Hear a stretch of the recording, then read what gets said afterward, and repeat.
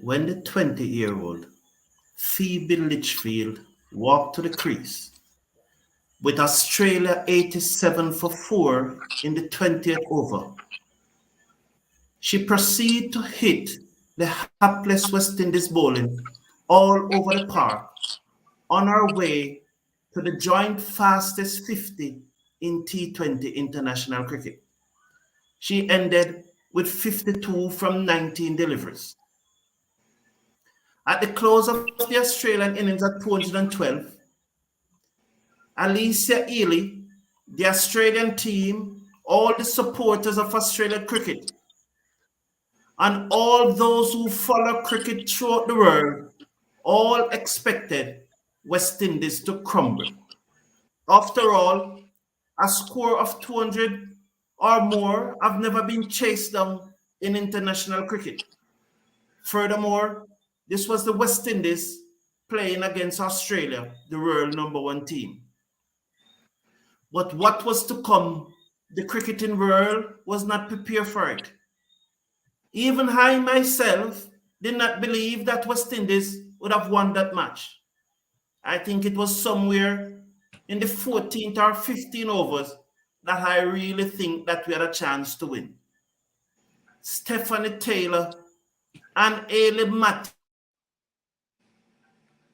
Matthews played an innings of a lifetime as the West to beat Australia by 7 wickets, chasing down 212.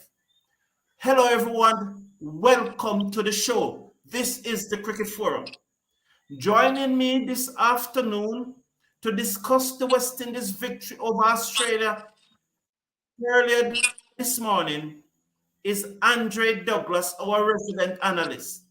I'm expecting Bobby Brown to join me also. But at this time, I'm going to ask Andre to just tell us what happened this morning. Yeah, good evening, Carlton, and good evening to the viewers all over the world, wherever you may be. It's one of the most one of those days that it's just absolutely a great day for West Indies cricket. A great day for cricket and for women's cricket on a whole.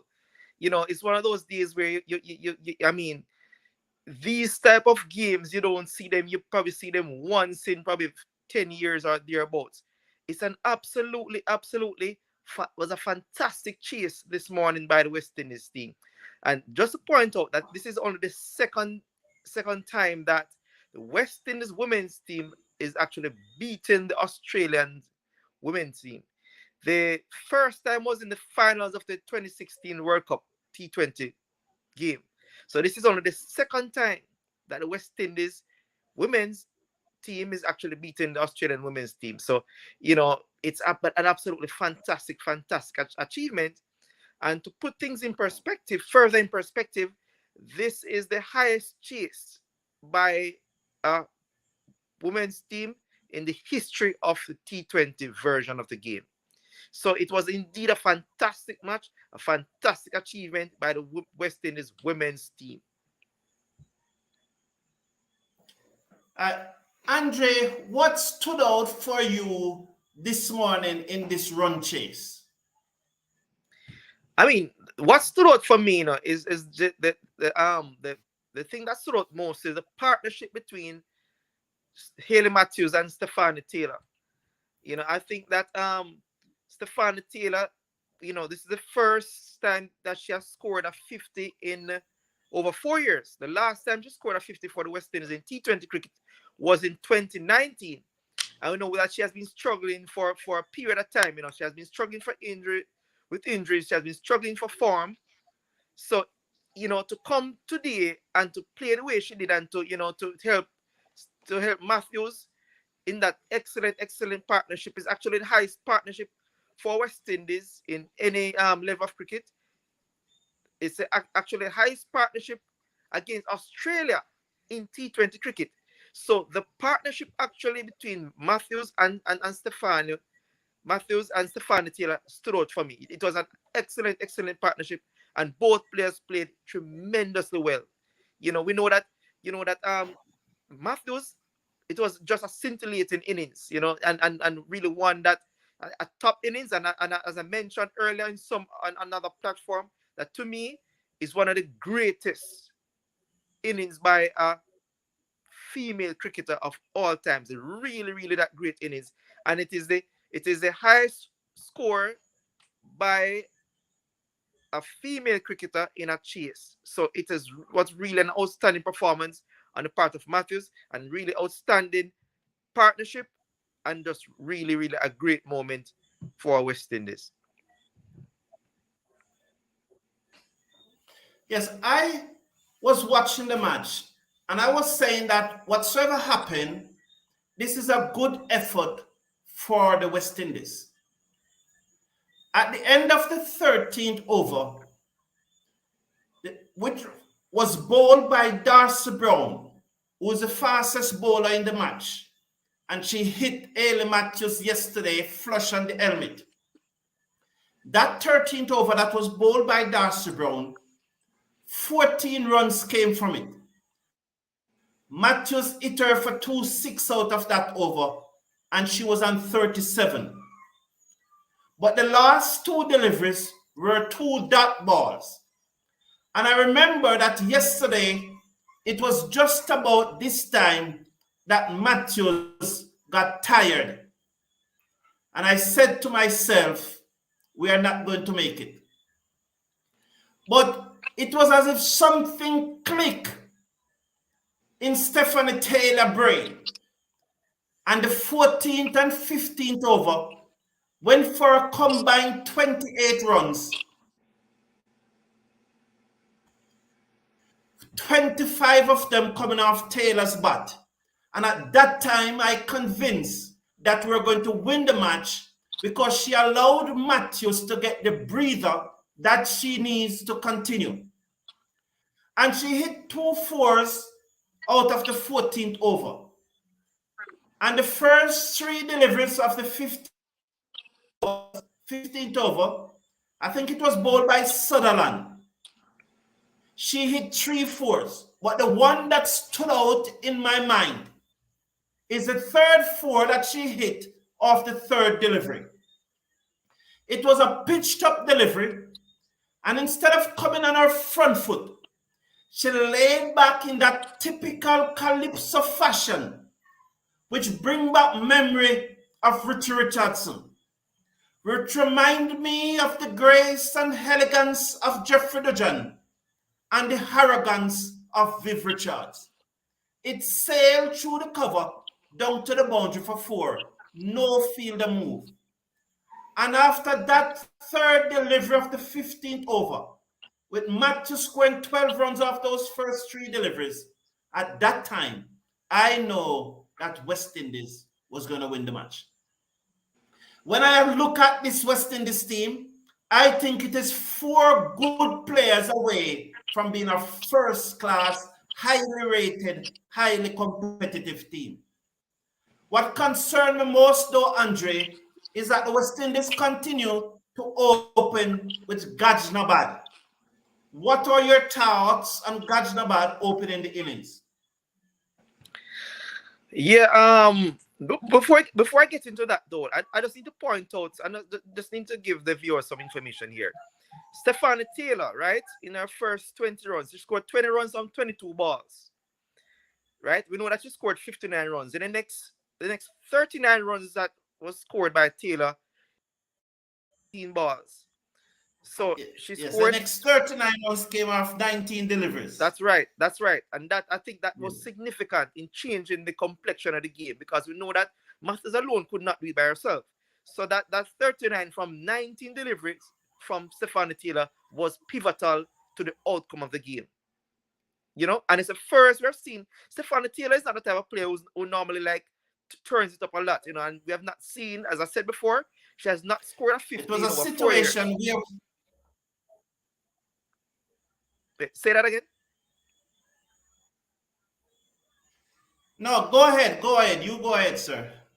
Yes, Carlton. So I was saying that she actually, it's a long time that we have not seen Stephanie play like that. She for the past few years, she has been very, very conservative, never really changed gear much. We know that she has been injured and she has been out of form. So this is indeed a delight to see Stefano today really shifting gears and really propelling the team to victory, because that innings of Stefano Taylor 59 was really, really crucial to the outcome. It was really, really crucial to the partnership and helping Hayley Matthews, because Hayley Matthews could not have done it by herself. No, as you said about the opener, I think that we know she's pretty inexperienced, but I think she actually puts a bit of pressure on Stephanie Taylor. I was actually surprised that Rashada Williams was not given a longer run as the opener, because I think that Rashada, when she just But came, Andre, yes, yeah, you say that Gajna being inexperienced, but she has played 30 matches now for the West Indies. She averages 10 runs, 10 runs per inning she averages, and she has a strike rate of less than 75. She should really not be in the West Indies team, especially as an opener. I no, but that's cannot what I was coming to understand. that She's 20. as an opener. That's right, as an opener, No, that but is because quite of, positive. you said that she's inexperienced, and I'm wondering how come somebody that play 30 matches is classified as inexperienced? No, inexperienced as an opener. Is I don't know the reason for them putting that, for her to be opening, because she doesn't have an experience as an opener. But I'm actually surprised that Rashada Williams was not actually made to open. I think she could have been given a longer run in terms of in the opening position for her to grow. But that was a bit of surprise to me. But I don't think they can continue with much longer with Gajnabi. I really don't think that she should be given another run in that position. All right, we saw West Indies chase down 212. World record, all the records that comes with it, and we're going to go through the records very shortly. But it comes to my mind that this would have never happened in the West Indies because of one reason. We do not prepare those quality pitches in the West Indies so that the players can really express themselves and make their strokes. How much of an impact do you think that the pitches in the West Indies is stifling the development of the skills of both our batswomen and our batsmen in the Caribbean? I do believe that the type of pitches that is produced in the Caribbean that really affects our batters these days, because they tend to be very, very slow for the most part. So it doesn't encourage a lot of, it's really difficult for stroke play, irrespective of which version of the game that we play. So our pitches oftentimes, I think, actually retard the growth of our batters, whether it be males or females, right? So I think that, and this particular pitch, when I looked at the history of this particular pitch, it's one of the better pitches in Australia, because this pitch in particular, the women's game plays a lot on this pitch. I read also where I think is Australian the Australian batter, that is a women batter, that her name is Atapatu, that scored 100 chasing, I think, a few years ago, because of this Sri Lankan Marvin Atapatu from Sri Lanka. no, I think the female, I'm talking about the female batter. Yeah, but there's not a Atap. I just want to get the record straight because there's not a Oh yeah, not the men, Atapatu not the from men, not the Australia. men. The I'm not talking about, Atapatu. right, not the Yeah, men. but the female too. The Atapatu, the female Atapatu is also from Sri Lanka. Yes, that's what I'm saying. She scored 100 chasing against Australia. I think it was around 110 runs a few years ago on this same ground. So this ground has a history to produce really good scores. It's a very, very good cricket pitch that is prepared on this particular ground. And for the most part, Australia normally produce good cricket wicket. If you can bat, you make a lot of runs. If you can bowl, there's always something there for the bowlers also. So they produce good cricket wickets, and it's very, very important. If you want our players to grow, we must produce good pitches in the Caribbean. There's no two ways about that. That's actually assisting our growth, that assisting the development of the players, right? So it's just a travesty that we don't produce the sort of pitches that will allow our batters to get better, to develop much at a faster rate, at a faster pace. Is Ailey Matthews presently the best batswoman in the world? Is she the best woman cricketer in the world presently? Is it? Yeah.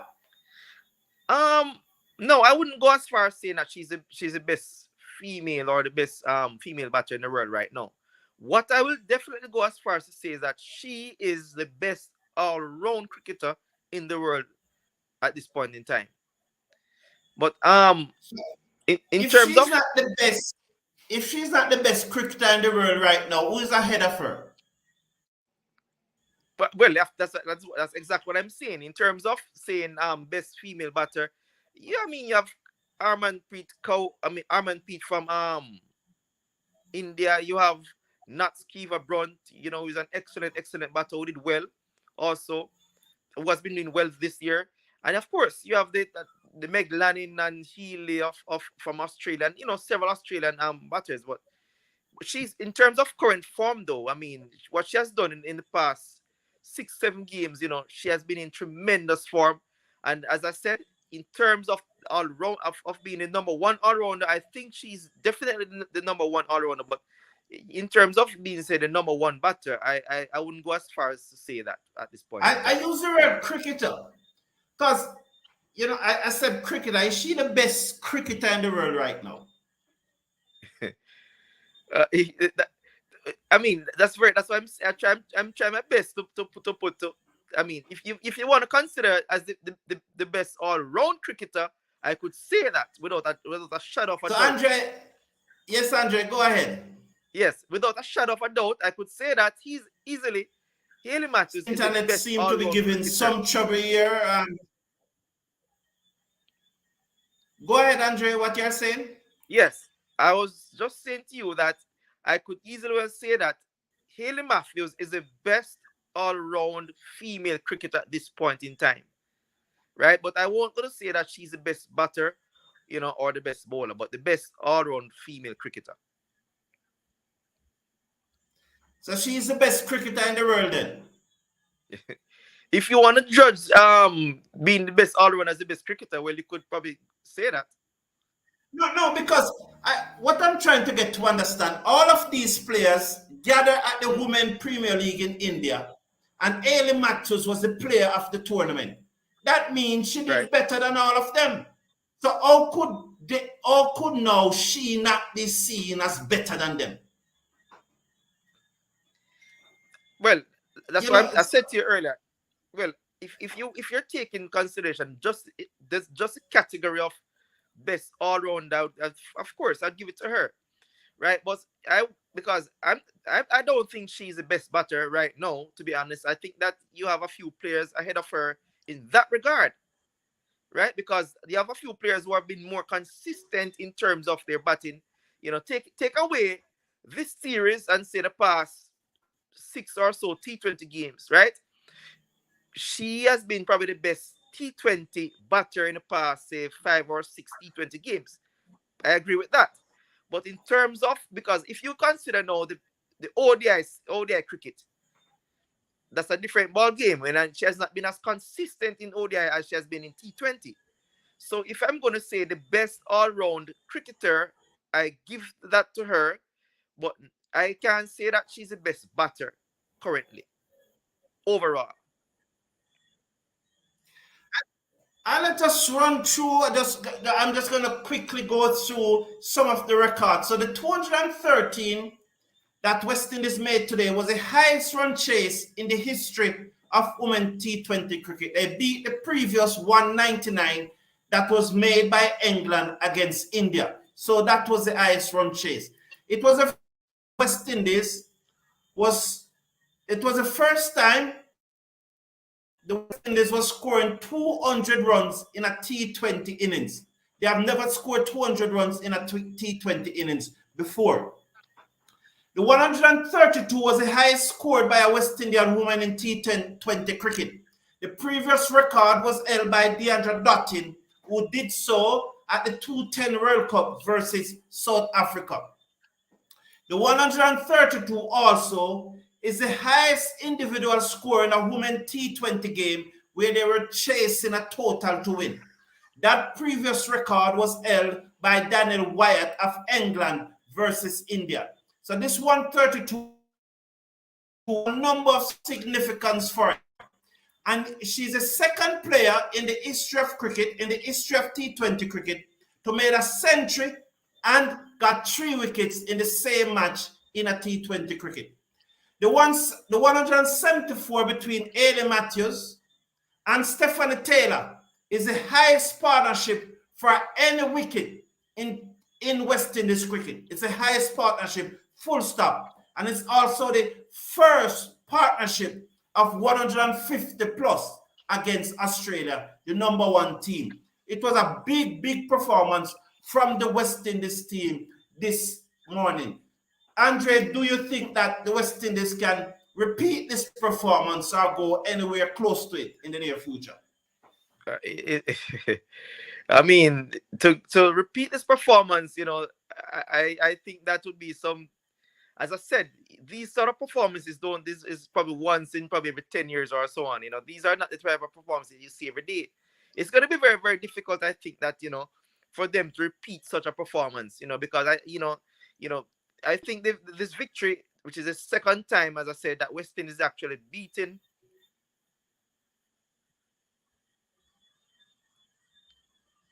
Yes. Go ahead, Andre. Right. This is the second time that actually West Indies is actually beating Australia in T20 cricket. And the gap. Let us not forget right here that the gap between West Indies and Australia is really, really wide. And this particular West Indies team is a very inexperienced one. So I don't expect them to repeat, to repeat such a performance, in the probably near future. I think that Australia will come back really, really fired up, and I think that is going to be a very, very challenging, very, very, very challenging for them in the next game, for them to try and win the series. Last week, I spoke to Stephanie, and this is what she has to say. That you're probably carrying an injury and something can just happen at any time. What assurance can you give me that this is not the case? Because I'm really worried every time I see you field. I could assure you that I am much better. I'm actually in probably one of the best condition in a long time.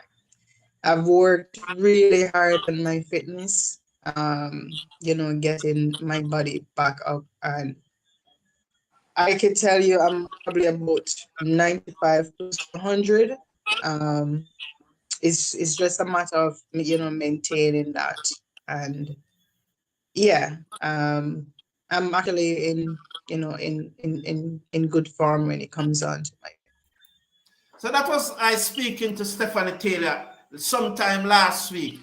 What do you garner from those comments? Was that innings reflected in this confidence that she exhumed there, Andre?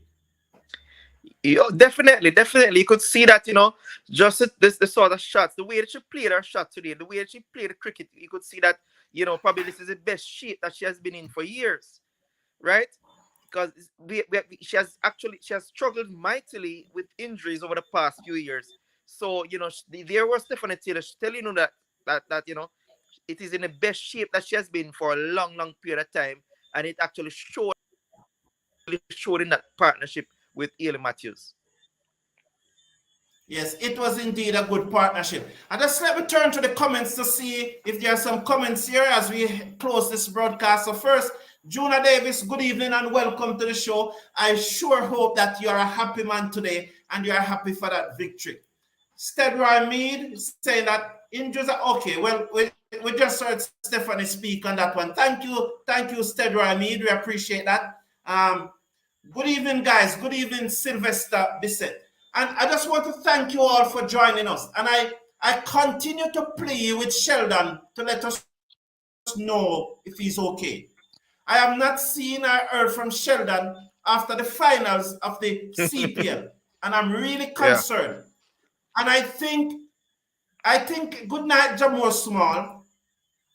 I really think it is disrespectful for Sheldon to be well and everything okay, and he doesn't let us know.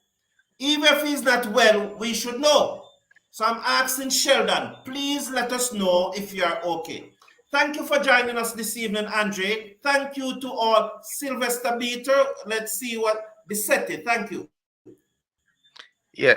It was a very nice and well-deserved victory. Yes, Sylvester Bissett. So thank you all for joining us this evening. Please remember to click on that subscribe button and slash a like on the video.